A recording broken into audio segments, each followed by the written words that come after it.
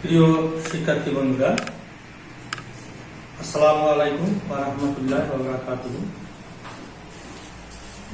আমি আজকে দ্বিতীয় ক্লাসের জন্য এখানে উপস্থিত হয়েছি। প্রথম ক্লাসে আমি তোমাদের শুরু করছিলাম ল্যাবের নিরাপদ ব্যবহার। ল্যাবের নিরাপদ ব্যবহার শুরু করলেও তেমনটি কিন্তু পড়াতে পারিনি সময় স্বল্পতার কারণে। আজকে চেষ্টা করব তোমাদের একটু গাণিতিক বিষয় শেখানো। তো এর আগে ল্যাবরেটরির যন্ত্রপাতির মধ্যে একটি গুরুত্বপূর্ণ যন্ত্র ব্যালান্স নিয়ে একটু আলোচনা করতে চাই। অর্থাৎ আমরা ব্যবহারিক ক্লাসে খুব ক্ষুদ্র জিনিস পরিমাপ করব। এই ক্ষুদ্র জিনিস পরিমাপ করার জন্য আমাদের সাধারণ ব্যালান্স, বাজারে আমরা যে সকল ব্যালান্স দেখতে পাই, এই সকল ব্যালান্স নয়, আমরা বিশেষ দুইটি ব্যালান্স ব্যবহার করি। এখন ডিজিটাল বাংলাদেশে ব্যালান্স যেটি মোটামুটি ব্যবহৃত হচ্ছে সেটি হল ডিজিটাল ব্যালান্স। 4 ডিজিট, 0 এর পরে 4 সংখ্যা পর্যন্ত পরিমাপ করা যাবে। 0 পয়েন্টের পরে 4 সংখ্যা পর্যন্ত পরিমাপ করা যাবে। তো আমি এই দুইটি ব্যালান্স সম্পর্কে একটু তোমাদেরকে ধারণা দিতে চাই। তা প্রিয় শিক্ষার্থী বন্ধুরা, তোমরা একটু খেয়াল করো, ব্যালান্স সাধারণত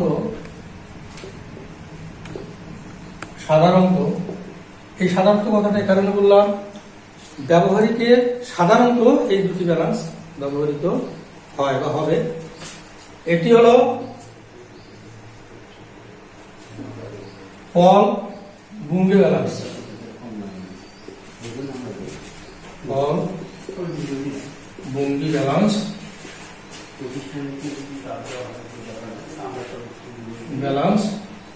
অপরটি হল ডিজিটাল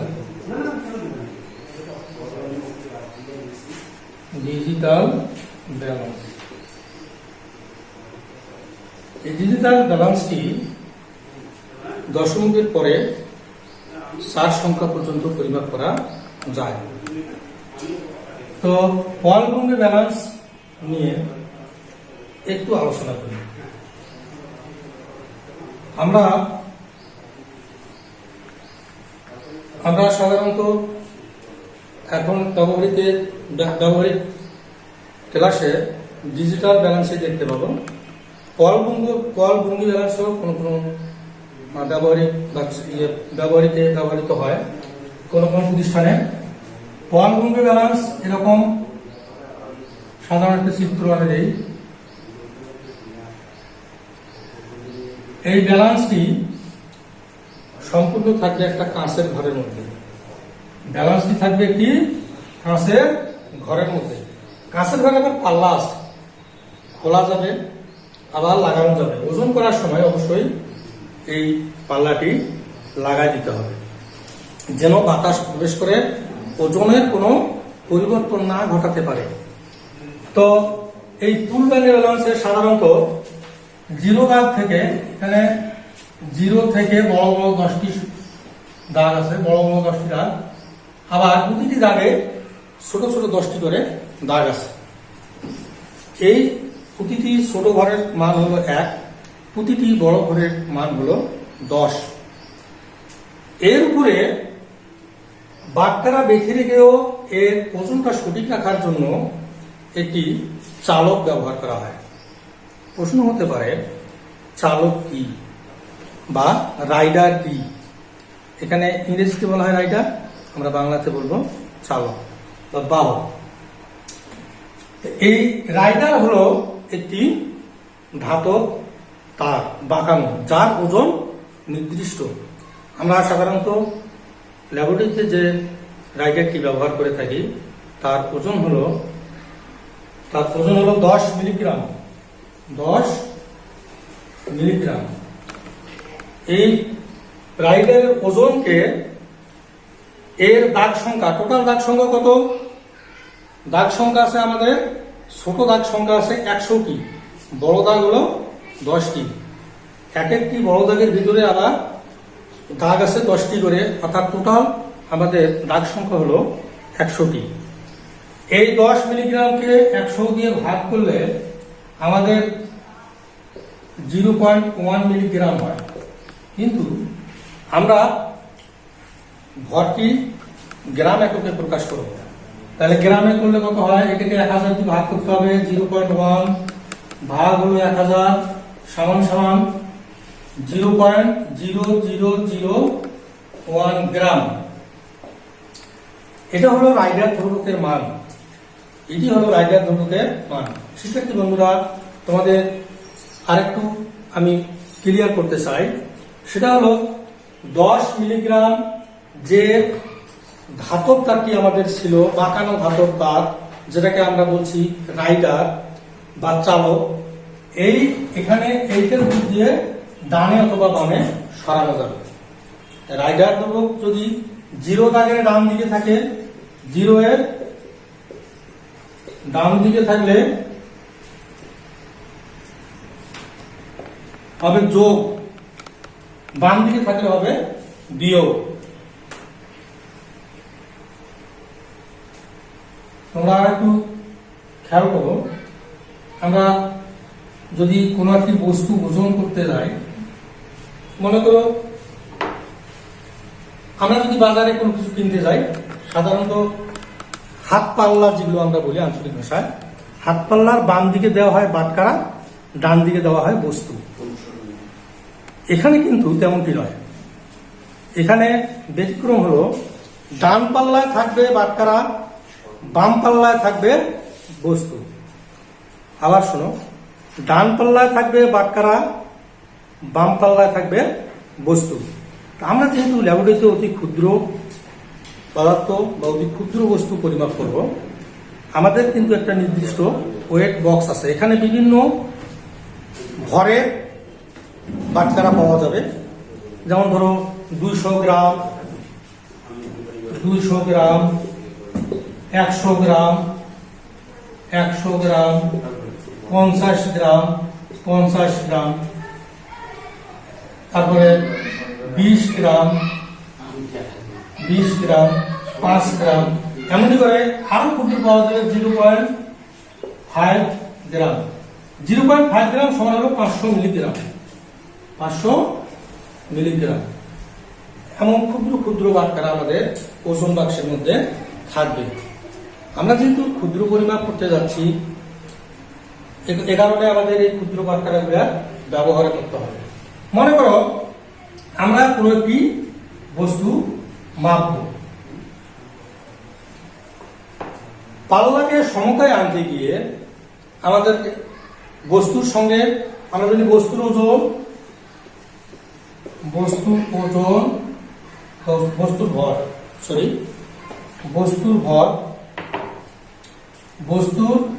ভর সমান সমান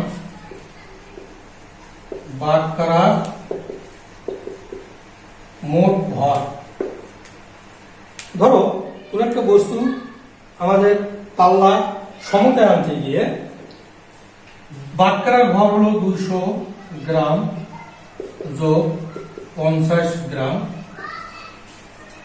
যোগ 20 গ্রাম যোগ 10 গ্রাম যোগ 200 মিলিগ্রাম যোগ 0.0001। এটা হলো রাইডার ধ্রুবকের মান, যা নির্দিষ্ট 0.001। এই রাইডার ধ্রুবক 0 থেকে ডান দিকে 25 বার সরে গেছে, তাহলে কত দ্বিগুণ হবে? 25। যত ঘর ডান দিকে সরবে 0 থেকে, তত দিয়ে গুণন করতে হবে। এখন আমরা এই ভরগুলো সব গ্রামে নিয়ে আসবো। 200 গ্রাম যোগ 50 গ্রাম যোগ 20 গ্রাম যোগ 10 গ্রাম 10 গ্রাম যোগ 200 মিলিগ্রাম। 200 মিলিগ্রাম কত গ্রাম? 200 মিলিগ্রাম হলো, এটাকে আমাদের ভাগ করতে হবে 1000 দিয়ে। 1000 দিয়ে ভাগ করলে 0.2 গ্রাম, যোগ হলো 25 দিয়ে এটাকে গুণ করলে কত হবে? 0. এটা কিন্তু গ্রামেই আছে, 0.0025 গ্রাম, 25 গ্রাম। এই বাটখারার ভর সমূহ যদি আমরা যোগ করি তাহলে যে সংখ্যাটা পাওয়া যাবে বস্তুর ভর হবে তত গ্রাম। এখন প্রশ্ন হলো, আমরা এভাবে বস্তুর ক্ষুদ্র ভর মাপবো কেন? এটা একটা প্রশ্ন না? অবশ্যই প্রশ্ন। এ কারণে আমরা বস্তুর ভর মাপবো, আমাদের ব্যবহারিক ক্লাসে ল্যাবরেটরিতে বিভিন্ন ঘনমাত্রার দ্রবণ প্রস্তুত করতে হয়। এখন অবশ্য ঘনমাত্রা শুধু মোলার ঘনমাত্রাটাই ব্যবহৃত হচ্ছে। আমরা যখন ছাত্র ছিলাম তখন বস্তুর নরমালিটি বা নর্মাল ঘনমাত্রা ব্যবহৃত হতো। এখন অবশ্য তেমনটি নয়, ব্যবহৃত হচ্ছে মোলার ঘনমাত্রা। বিভিন্ন পদার্থের বিভিন্ন মোলার ঘনমাত্রার দ্রবণ আমাদেরকে ল্যাবরেটরিতে প্রস্তুত করতে হয়। আমরা এখন একটি বস্তুর বিভিন্ন ঘনমাত্রার দ্রবণ প্রস্তুত করা শিখব। তার আগে আমরা দেখলাম যে ফুল বুঙ্গে ব্যালেন্স দিয়ে আমরা একটা বস্তু মেপে নেওয়া শিখলাম। এক্ষেত্রেও এই বস্তু বা কোনো পদার্থ মেপে নিয়ে আমাদেরকে বিভিন্ন ঘনমাত্রার দ্রবণ তৈরি করতে হবে। তো আমরা দেখি যে একটা প্রশ্ন, সোডিয়াম কার্বনেট, আমি লিখেছি সোডিয়াম কার্বনেট। সোডিয়াম কার্বনেট হলো প্রাইমারি স্ট্যান্ডার্ড পদার্থ। সাধারণত প্রাইমারি স্ট্যান্ডার্ড পদার্থ সমূহের দ্রবণ ল্যাবরেটরিতে প্রস্তুত করে রাখা হয়। প্রশ্ন হতে পারে, প্রাইমারি স্ট্যান্ডার্ড পদার্থ কি? প্রাইমারি স্ট্যান্ডার্ড পদার্থ হলো সেই সকল পদার্থ যে সকল পদার্থ প্রকৃতিতে বিশুদ্ধ অবস্থায় পাওয়া যায় এবং এদের দ্রবণ প্রস্তুত করে রাখলে দীর্ঘদিন ঘনমাত্রা অপরিবর্তিত থাকে। এদেরকেই বলা হয় প্রাইমারি স্ট্যান্ডার্ড পদার্থ। Sodium carbonate, oxalic acid, potassium permanganate, potassium dichromate, এগুলো হলো প্রাইমারি স্ট্যান্ডার্ড পদার্থ। প্রাইমারি স্ট্যান্ডার্ড পদার্থ সোডিয়াম কার্বনেট এর 250 মিলিলিটার 0.1 মোলার দ্রবণ প্রস্তুত করে। এটা একটা প্রশ্ন, মোলার দ্রবণ প্রস্তুত করো, এরকম একটা প্রশ্ন আমাদের সামনে যদি আসে, আমরা এই প্রশ্নটা কিভাবে সলভ করব? দেখো, 0.1 মোলার দ্রবণ প্রস্তুত করো। এখন মোলার দ্রবণ কি সেটা আমাদেরকে জানতে হবে। মোলার দ্রবণ কি সেটা আমাদেরকে জানতে হবে। মোলার দ্রবণ হলো এমন একটি দ্রবণ যার 1 লিটার দ্রবণে 1 মোল দ্রব্য দ্রবীভূত থাকে। 1 মোল দ্রব্য সমান সমান কত? ওই বস্তুটির গ্রাম আণবিক ভর। তাহলে আমরা দেখি সোডিয়াম কার্বনেটের গ্রাম আণবিক ভর কত? সোডিয়াম কার্বনেট এর আণবিক ভর হলো সোডিয়াম কত? 23 গুণন 2 যোগ কার্বন হলো 12 যোগ অক্সিজেন হলো 16 গুণন 3 সমান সমান 106। সোডিয়াম কার্বনেটের আণবিক ভর হলো 106। যদি এটাকে আমরা যদি গ্রামে প্রকাশ করি, এত গ্রাম সমান সমান 1 মোল। কোন পদার্থের আণবিক ভর বা পারমাণবিক ভরকে গ্রামে প্রকাশ করলে হয়ে যায় 1 মোল। 1 মোল। এখন আমি যেটা কথা পূর্বে বলেছিলাম যে মোলার দ্রবণ কি? মোলার দ্রবণ নির্দিষ্ট তাপমাত্রায়, মোলার দ্রবণ ভালো করে খেয়াল করো, মোলার দ্রবণ হলো নির্দিষ্ট তাপমাত্রায় কোন 1 লিটার দ্রবণে কোন দ্রব্যের 1 মোল পরিমাণ দ্রবীভূত থাকলে তাকে বলা হয় 1 মোলার দ্রবণ। আবার শোনো, যে কোনো নির্দিষ্ট তাপমাত্রায় কোনো দ্রবণের 1 লিটারে বা 1000 মিলিলিটারে ওই দ্রব্যের যদি গ্রামাণবিক ভর বা 1 মোল গ্রামাণবিক ভর বা 1 মোল পদার্থ দ্রবীভূত থাকে তাকে আমরা বলি 1 মোলার দ্রবণ। এটাকে সাধারণত মোলার দ্রবণ বলা হয়। তাহলে সোডিয়াম কার্বনের আণবিক আমরা কত পাচ্ছি? 106 গ্রাম সমান সমান হলো 1 মোল। তাহলে সোডিয়াম কার্বনেটের 1 মোলার দ্রবণ প্রস্তুত করতে 1 লিটারের সোডিয়াম কার্বনেট লাগবে 106 গ্রাম। 106 গ্রাম সোডিয়াম কার্বনেট লাগবে। এটা আমরা পল বুঙ্গি ব্যালেন্স অথবা ডিজিটাল ব্যালেন্স দিয়ে আমাদেরকে মেপে নিতে হবে। এখন প্রশ্ন হলো যে এর চেয়ে আরো পাতলা ঘনমাত্রা বা এর চেয়ে আরো লঘু ঘনমাত্রা যদি কোনো দ্রবণ প্রস্তুত করতে বলা হয়, সেক্ষেত্রে আমরা এই হিসাবটাই কিন্তু করব। আমরা দেখি, আমাকে বলা হলো 250 মিলিগ্রাম 250 মিলিলিটার 250 মিলিলিটার 0.1 মোলার দ্রবণ প্রস্তুত করো। কার প্রস্তুত করো? সোডিয়াম কার্বনেট মোলার সোডিয়াম কার্বনেটের 1 মোলার সোডিয়াম কার্বনেটের দ্রবণ প্রস্তুত করো। 250 মিলিলিটার 0.1 মোলার সোডিয়াম কার্বনেটের দ্রবণ প্রস্তুত করো। আমাদেরকে হিসাব করে দেখতে হবে সোডিয়াম কার্বনেট কতটুকু লাগবে। আমাদের দুই ধরনের হিসাব আছে, আমরা সহজ হিসাবটাই করবো। একটি সূত্র আছে, সূত্রটি দিয়েও করা যাবে, এভাবেও করা যাবে, যে কোনো একভাবে করলেই হবে। 1 লিটার 1 মোলার দ্রবণে 1 মোলার দ্রবণে সোডিয়াম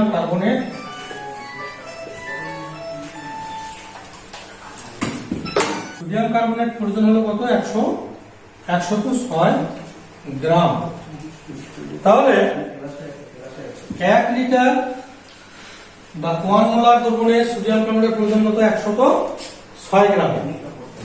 1 লিটার সমান কত? 1000 মিলিলিটার। 250, এটাকে আমরা একটু লিটারটাকে মিলিলিটারে করি। 1000 মিলিলিটার 1000 মিলিলিটার 1000 মিলিলিটার 1 মোলার দ্রবণে সোডিয়াম কার্বনেট প্রয়োজন হবে 106 গ্রাম। 250 মিলিলিটার 0.1 মোলার দ্রবণে সোডিয়াম কার্বনেট প্রয়োজন হলো 106 গুণ 0.1 ভাগ হলো 1000, কত হয়? আমরা হিসাব করে যা পাবো তাই আমাদের প্রয়োজন হবে। হিসাবটা তোমরা একটু করে নাও।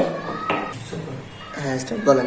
দেখা যাবে আমাদের রেজাল্ট আসবে 2.65 গ্রাম। 2.65 গ্রাম সোডিয়াম কার্বনেট আমাদেরকে ডিজিটাল ব্যালেন্স অথবা পল বুঙ্গি ব্যালেন্স এর সাহায্যে মেপে নিতে হবে। নির্দিষ্ট পরিমাণ দ্রব্য মেপে নিয়ে আমাদের আর একটু কাজ আছে। দ্রব্য আমরা কিভাবে প্রস্তুত করব সেটা আমাদেরকে জানতে হবে। আমরা গত ক্লাসে দেখেছি, কি দেখেছি? আমরা দেখেছি পাইরেক্স কাচের তৈরি উঁচু গলা বিশিষ্ট একটি ফ্লাক্স আছে। এই ফ্লাক্সটির নাম হলো ভলিউমেট্রিক ফ্লাক্স বা আয়তনভিত্তিক ফ্লাক্স। ফ্লাক্স এরকম,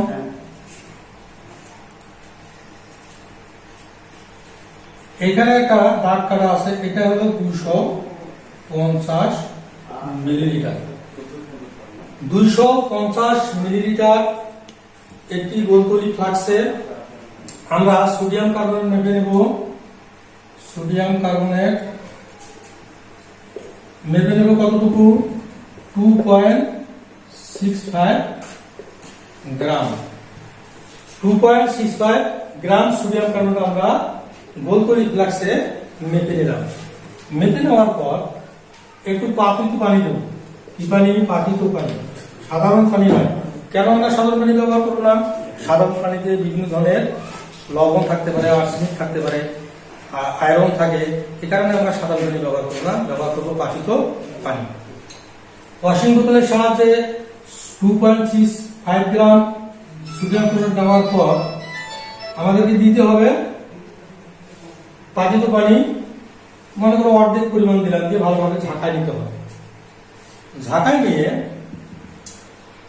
যখন দেখা যাবে যে দ্রবণ হয়ে গেছে, বাকি 250 মিলিলিটার পর্যন্ত আমাদেরকে পানি ভর্তি করতে হবে।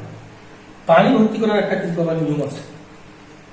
পানি আমরা কোথা পর্যন্ত করব, পানি কোথা পর্যন্ত করব, এই জায়গাটা একটু খেয়াল রাখতে হবে। আমাদের তরলের দুইটি তল থাকে, একটা হলো আপার মিনিসকাস আর একটা হলো লোয়ার মিনিসকাস, নিম্ন পৃষ্ঠ উপরি পৃষ্ঠ। আমাদের পানির দাগটা এরকম হবে, পানিটা এরকম হবে, নিম্ন পৃষ্ঠটা এই দাগকে স্পর্শ করবে, তাহলে আমাদের ঘনমাত্রাটা ঠিক হবে। তাহলে এই ফ্লাক্সের মধ্যে আমরা কি প্রস্তুত করলাম? এই ফ্লাক্সের মধ্যে আমরা প্রস্তুত করলাম 0.1 মোলার সোডিয়াম কার্বনেট এর দ্রবণ। এভাবে বিভিন্ন ঘনমাত্রার দ্রবণ তৈরি করা হয়। মনে রাখবে যে প্রাইমারি স্ট্যান্ডার্ড পদার্থ যে সকল, সেই সকল পদার্থের প্রমাণ দ্রবণ প্রস্তুত করে রাখা হয়। তো ধন্যবাদ সবাইকে। আমি আগামী ক্লাসে তোমাদের আরেকটি বিষয় নিয়ে আলোচনা করব। সেটা হলো আমরা বাজারে যে দ্রবণগুলো পাই, যেমন sulphuric acid, nitric acid, high concentrate, উচ্চ ঘনমাত্রার দ্রবণ। এখন আমি তোমাদের এতটুকু আলোচনা করলাম।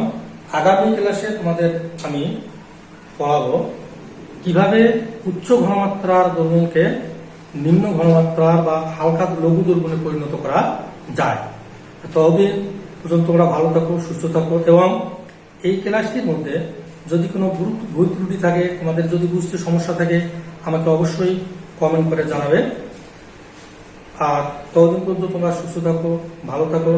এবং আগামী যে ক্লাসটির কথা বললাম, যে কোনো হাই কনসেন্ট্রেট কোনো দ্রবণকে কিভাবে লঘু করা যায়, ডাইলুট করা যায়, সেভাবে সেই বিষয়টা একটু তোমরা দেখবে আগামী ক্লাসে, তাহলে তোমাদের অনেক সুবিধা হবে। ধন্যবাদ সবাইকে। আল্লাহ হাফেজ। দেখা হবে আগামী ক্লাসে।